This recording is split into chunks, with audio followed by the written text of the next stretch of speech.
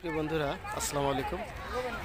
অবস্থান করছি জমিদার আমলে অন্যতম স্মৃতি এবং বিশ্বকবি কবিগুরু রবীন্দ্রনাথ ঠাকুরের স্মৃতি বিজড়িত সেই রবীন্দ্র কুটিবাড়ি সেলাইদহ কুষ্টিয়া। আমি আসলে এই প্রাঙ্গণে যতবার এসেছি ততবারই আবেগে আপ্লুত হই। আমার কেন যেন মনে হয় রবীন্দ্রনাথ ঠাকুর যেন হারিয়ে যাননি।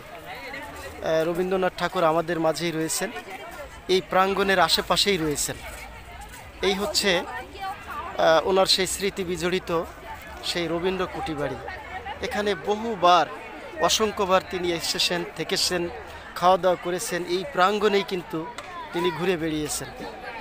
এই ভবনটার ঠিক পিছনে তার হাতে লাগানো কিছু গাছ আছে, আম গাছ, অনেক বড়।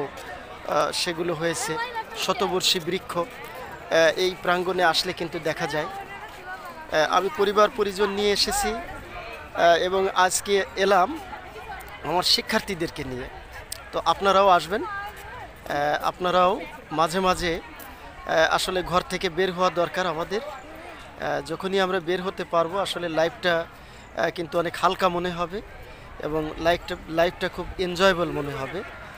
তো আপনারা আসলে লৌকিক বাংলার সাথে থাকবেন। আমি লৌকিক বাংলার মাধ্যমে বাংলাদেশের যে দর্শনীয় ইতিহাস ঐতিহ্য আছে এগুলো কিন্তু একটু তুলে ধরার চেষ্টা করি।